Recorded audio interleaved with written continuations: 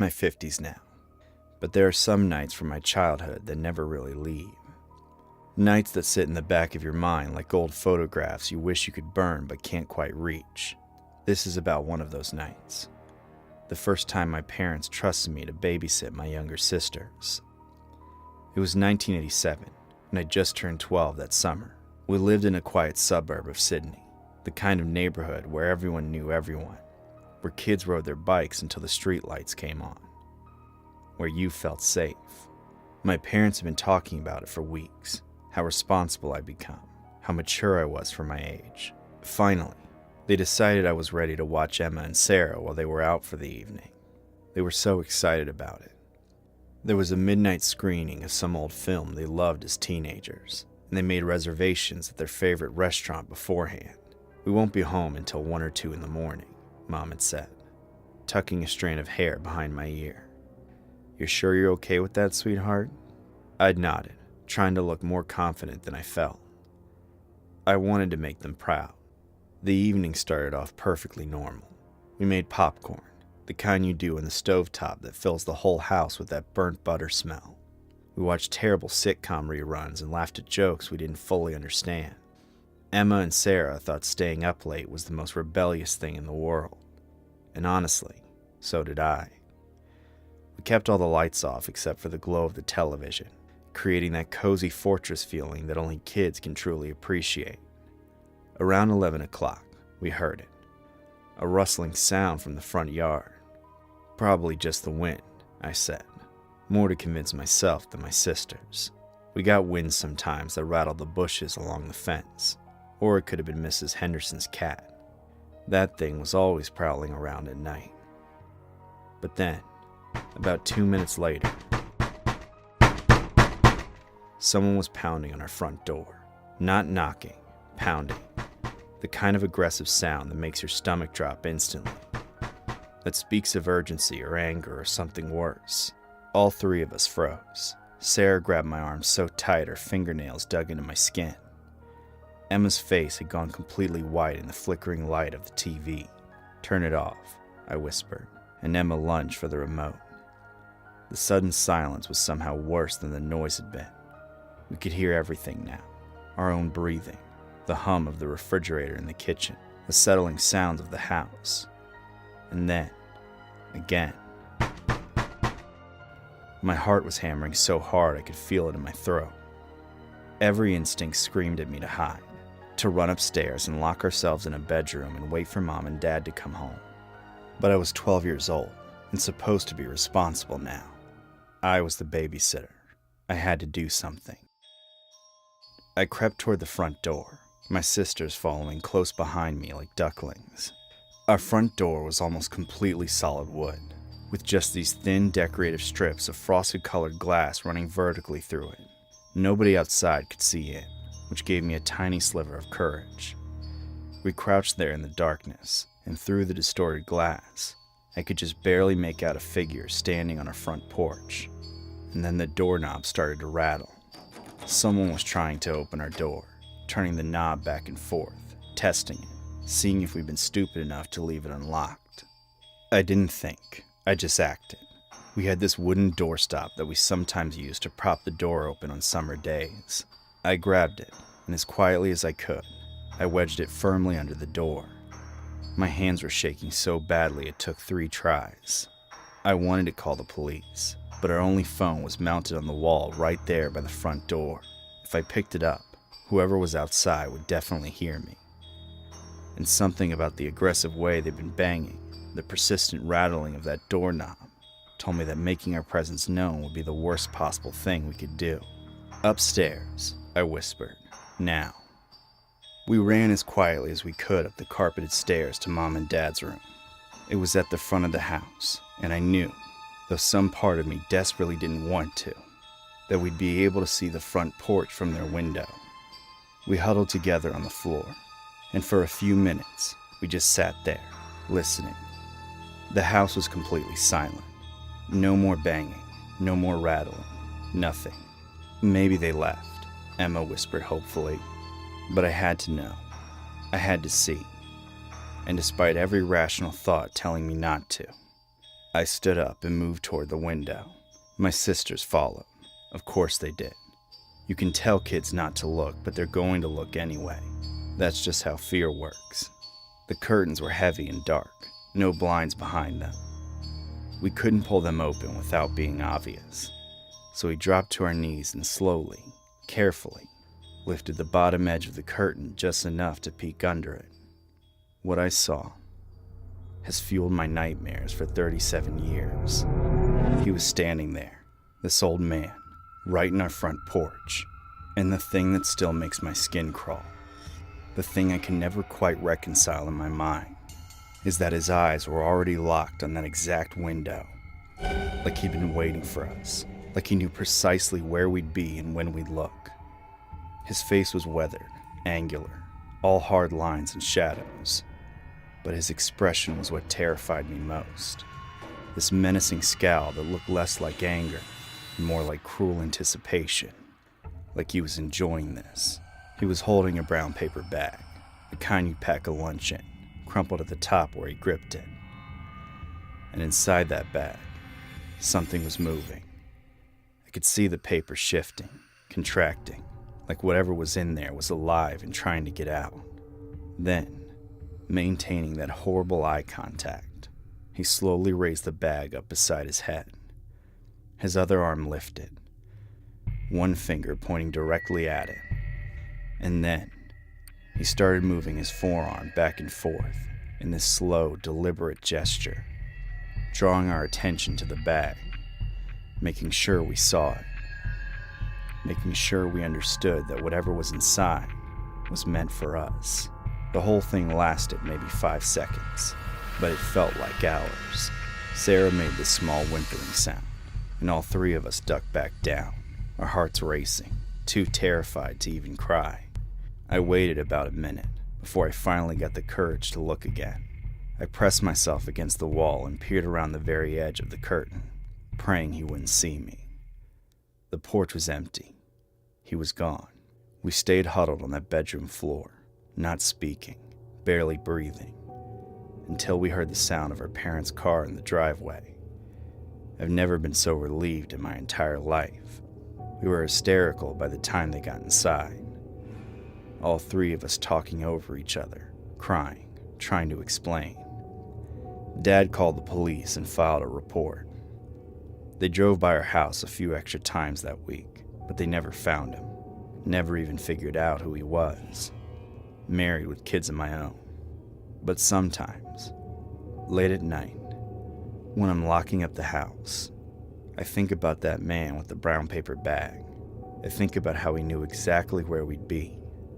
I think about what was moving inside that bag, and I'm grateful, so grateful, that I never had to find out.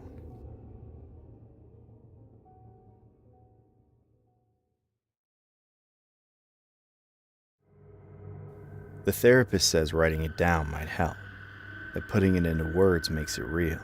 My name is Cassidy Spencer, and 6 months ago, I bought my son a gaming console for his 12th birthday.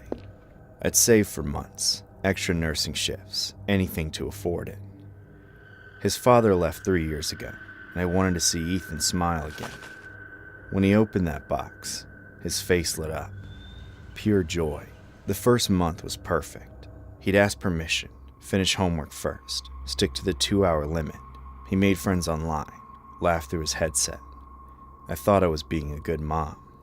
The changes crept in slowly. Just 5 more minutes became 20. Grades slipped from B's to C's. By October, he stopped eating dinner with me, taking his plate to his room while that screen glowed blue under his door. I'd find the food later, cold and untouched. His room started to smell, stale sweat, old food, empty energy drink cans under his bed, chip bags in his closet. The curtains stayed down. The blue light was constant. By December, I barely recognized him. 15 pounds lost, skin gray from no sunlight. Dark circles made his eyes look sunken. When he looked at me, rarely, his gaze slid past like I wasn't there. His teachers called, fallen asleep in class 3 times in 1 week. His best friend's mother called. I made excuses, said we were handling it. I was lying. At night, I'd wake at 3 a.m. hearing him talking. Not excited gaming chatter. Intense. Whispered. One night I pressed my ear to his door. I know. No, she doesn't know. She's always asleep. I can't.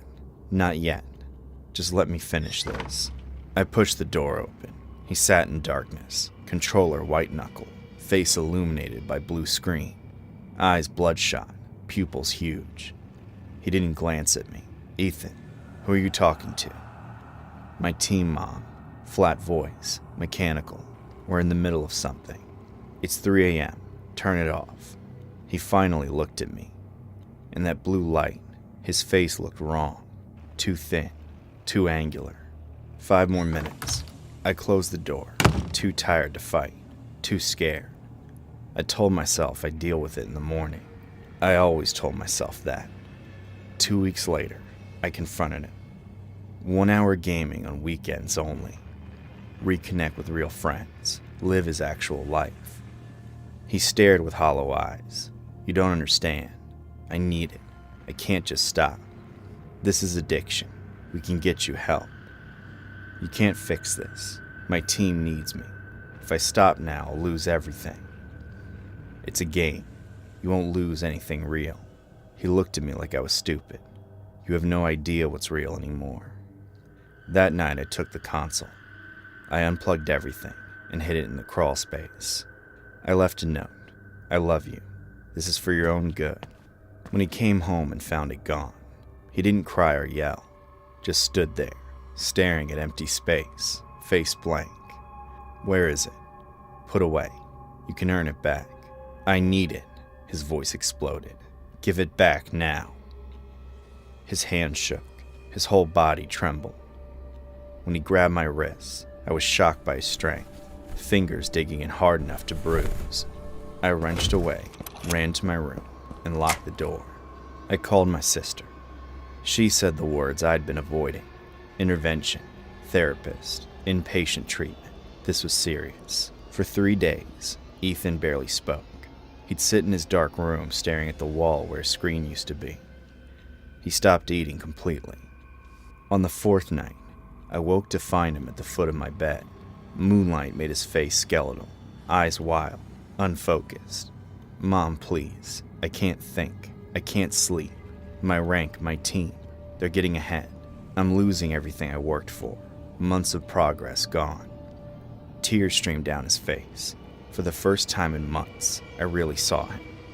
Terrified, desperate, lost. I pulled him into a hug, so thin I could feel every bone. Baby, we're going to get you help. Real help. So thin I could feel every bone. He pulled back, eyes red and swollen. I don't want help. I want my console back. I can't do that. His face hardened. And I'm sorry for what happens next. Before I could respond, he walked away. I should have followed him. Instead, exhausted, I fell back asleep. I woke to sirens. The Johnsons lived 3 houses down. They had the same console. Ethan broke in through their basement window at 4:17 a.m. He went straight to their family room, turned on the console, and started playing. When Mr. Johnson found him and tried to approach calmly, Ethan didn't respond, didn't acknowledge him. Just kept playing, hands frantic, eyes locked on screen. When Mr. Johnson tried to take the controller, Ethan attacked him. The police report uses words like feral and inhuman strength. Mr. Johnson had 2 broken ribs, fractured orbital bone, and permanent eye damage. They took Ethan away in handcuffs. He's been in a juvenile psychiatric facility for 2 weeks now. Severe internet gaming disorder, acute withdrawal, possible psychotic break. Antipsychotics, mood stabilizers, sleep aids. The doctors say he'll get better. Yesterday I visited him. He looked better physically. They make sure he eats, sleeps, takes meds, but his eyes were still distant. They won't let me play, he said flatly. No screens, nothing. Do you know what that's like? I think about it every second. When I close my eyes, I see the game. I know exactly where my character is, what my team's doing, what I'm missing. He leaned forward. For a moment, I saw my son again. I'm sorry I hurt Mr. Johnson, but when he tried to take that controller, it was like he was trying to take my oxygen, like he was killing me. That's the addiction talking. He smiled without warmth. Maybe, or maybe I was finally good at something, finally important, and you took that away. As I left, he called out, "Mom, when I get out, I'm going to play again. Eventually you'll think I'm better, and you'll let your guard down, because it's the only thing that ever made me feel alive." The certainty in his voice terrified me. That was yesterday. Tonight, walking past Ethan's room, I saw blue light spilling into the hallway. My heart stopped, but Ethan's in the facility. The console's in the crawl space. I pushed the door open, hands shaking. My laptop's out on his desk, screen on. I've been researching therapists earlier, looking at support groups, reading articles about gaming addiction. I must have left it there hours ago.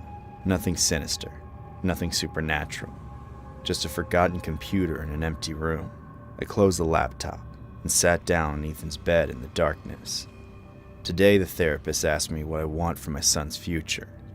I opened my mouth to say the normal things: college, career, happiness, a family of his own, but nothing came out.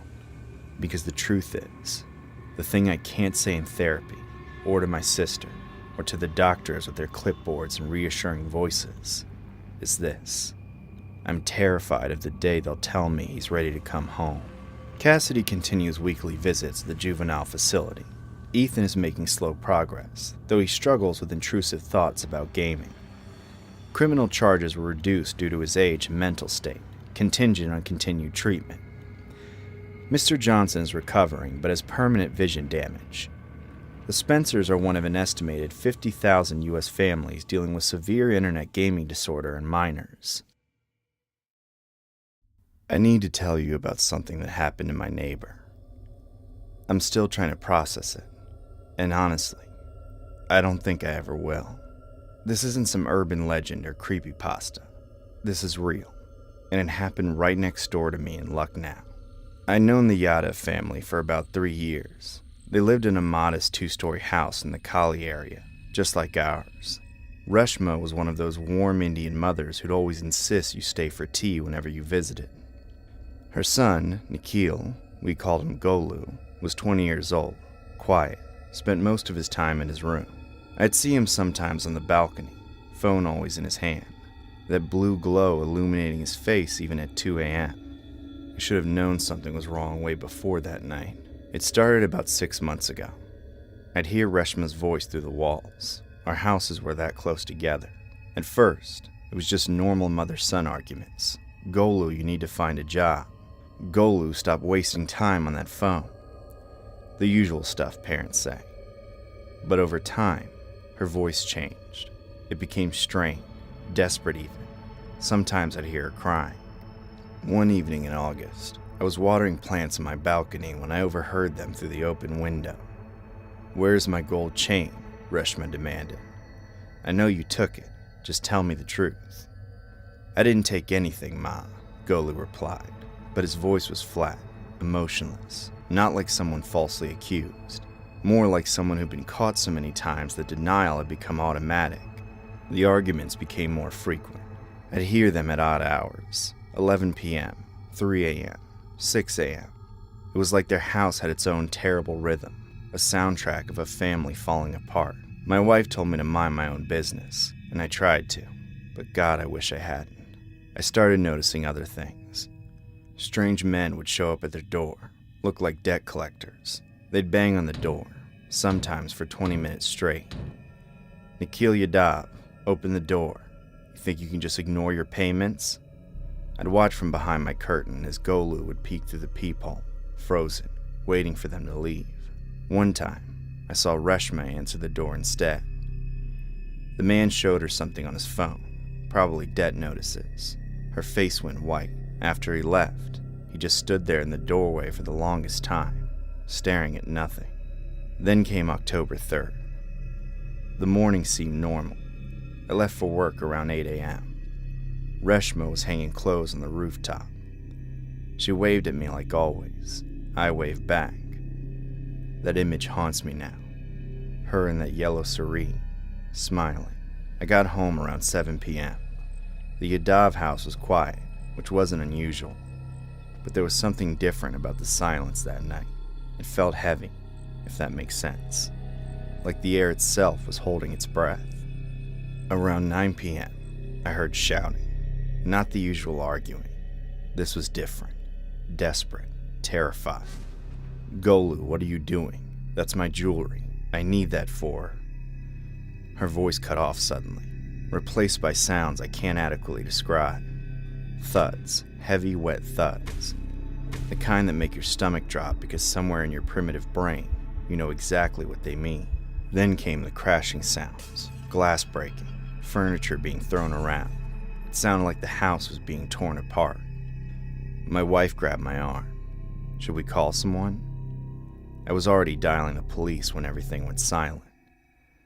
That silence was worse than the noise. It stretched out for what felt like hours, but was probably only 5 minutes.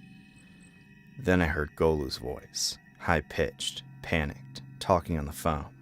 "Papa, Papa, you need to come home right now. Someone broke in.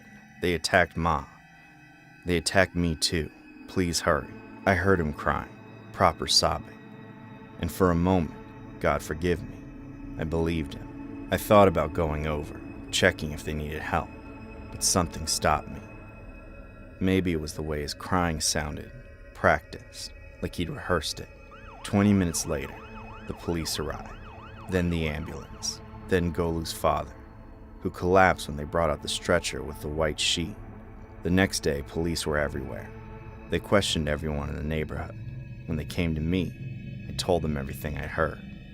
The arguments about money, the debt collectors, the sounds from that night. "Did you see anyone enter or leave the house?" the officer asked. "No," I admitted, "but I heard." "What did you hear?" I described the sounds as best as I could. The shouting, the thuds, the systematic destruction that followed. The officer's expression changed as I talked.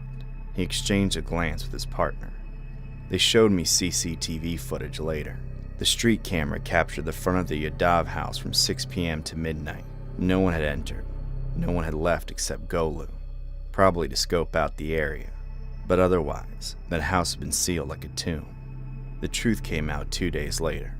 They arrested Golu in Fatepur, trying to sell his mother's jewelry. During interrogation, he confessed everything. He'd been addicted to some online gambling game called Aviator. Lost thousands of rupees, money he didn't have. Took loans from those predatory businesses that charged 40% interest. When he couldn't pay, he started stealing from his own home. Small things at first, cash from his mother's purse. Then bigger items, the gold chain, rings, bangles. That night, Reshma had caught him red-handed, taking her jewelry box. She'd had enough. She threatened to tell his father, to go to the police herself. And Golu, in what he later called panic, had grabbed the nearest object, a heavy screwdriver from the toolbox, and struck her, again, and again, and again. Then he calmly ransacked the house to fake a robbery. He broke windows from the inside, threw things around, cut himself superficially to show he'd been attacked too, and then called his father with that performance of grief I'd heard through the walls. I attended Reshma's funeral. Golu's father looked like he'd aged 20 years overnight. He kept muttering, "I should have known. I should have seen the signs." But that's the thing about horror in real life. It doesn't announce itself with ominous music or dramatic warnings. It builds slowly, behind closed doors, in the glow of a phone screen, in the desperate calculations of a young man who chose virtual coins over his mother's life. I still live in that house. Every night, around 9 p.m., I hear phantom sounds in the walls that I know aren't there. The arguments, the thuds, that terrible silence. But the worst part? Sometimes, late at night, I see light from Golu's old room. I know it's impossible. The house is empty, locked up by the police. But I see that blue glow, and I imagine him there, phone in hand, still playing, still betting. still losing.